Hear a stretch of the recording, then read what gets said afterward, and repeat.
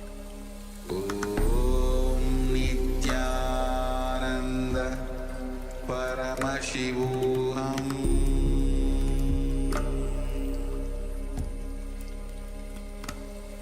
Om Nithyananda Paramashivoham.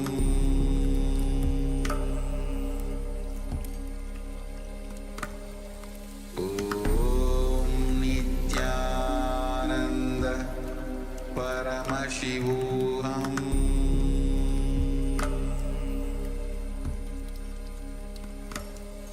Om Nithyananda Paramashivoham.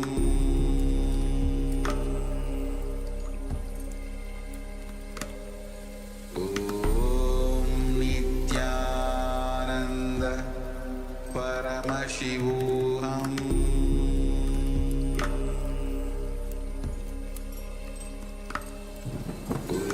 Om Nithyananda Paramashivoham.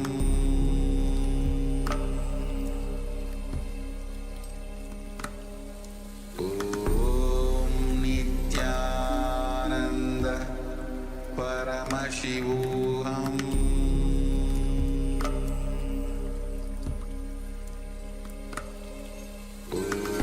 Om Nithyananda Paramashivoham.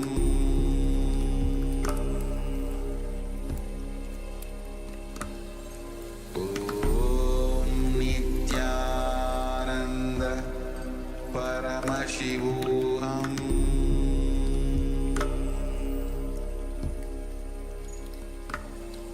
Om Nithyananda Paramashivoham.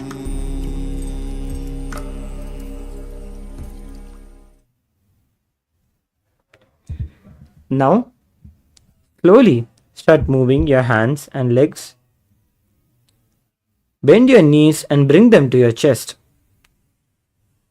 Slowly move yourself up into a seated position, back into the Sukhasana.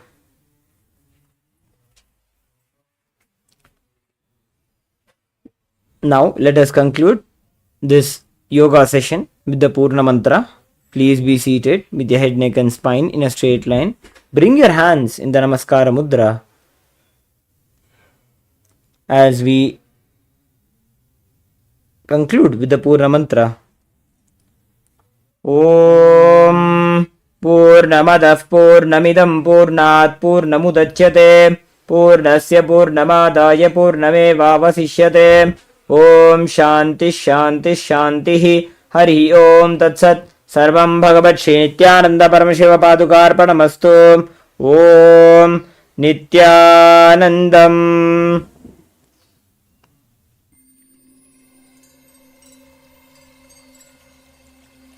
I welcome you all with my love and respect. Let you all open all your three eyes.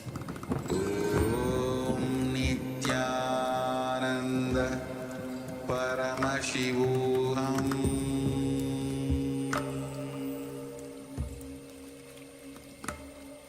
Om Nithyananda Paramashivoham.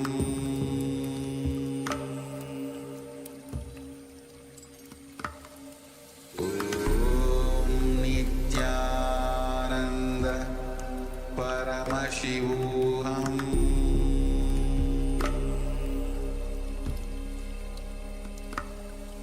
Om Nithyananda Paramashivoham.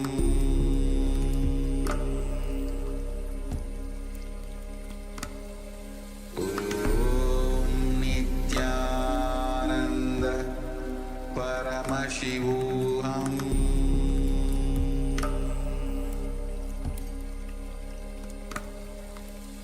Om Nithyananda Paramashivoham.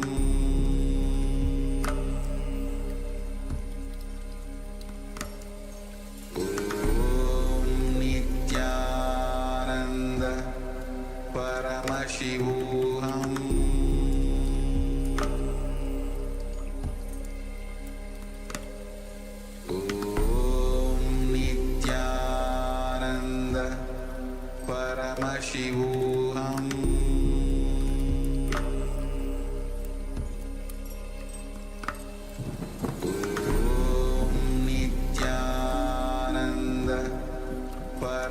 Paramashivoham.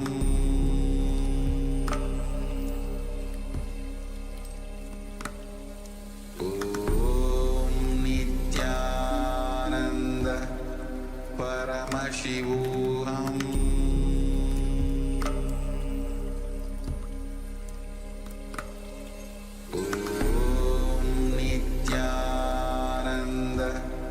Paramashivoham.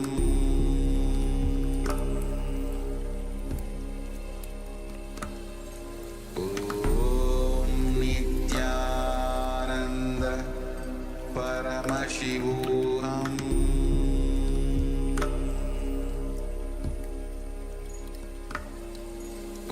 Om Nithyananda Paramashivoham. Paramashivoham.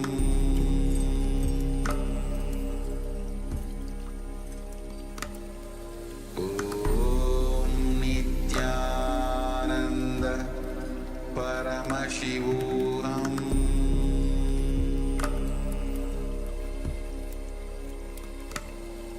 Om Nithyananda Paramashivoham.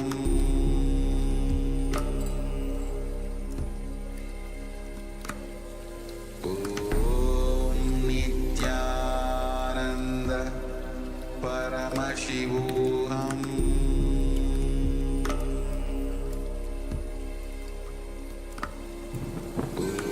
Om Nithyananda Paramashivoham.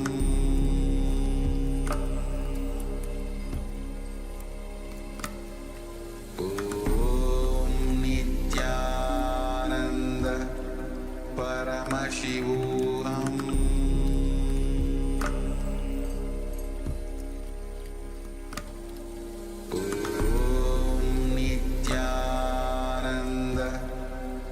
Paramashivoham.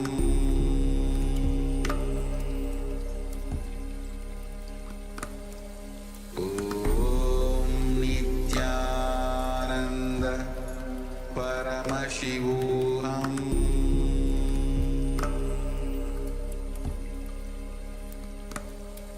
Om Nithyananda Paramashivoham.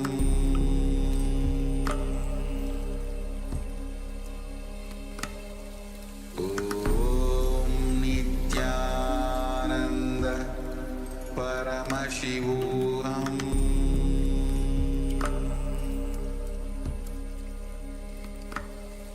Om Nithyananda Paramashivoham.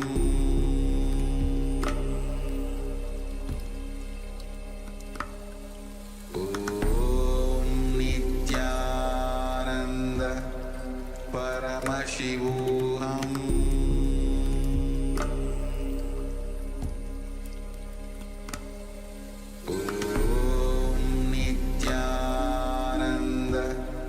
Paramashivoham.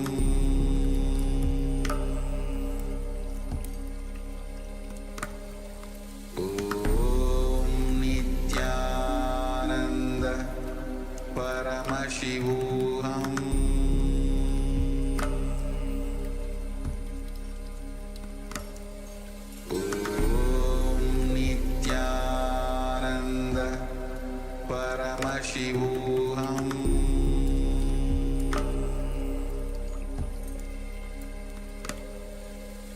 Om Nithyananda Paramashivoham.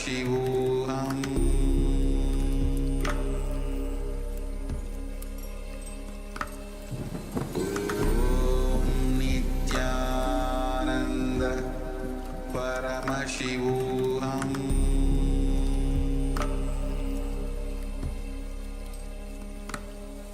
Om Nithyananda Oham. Om Nithyananda Paramashivoham.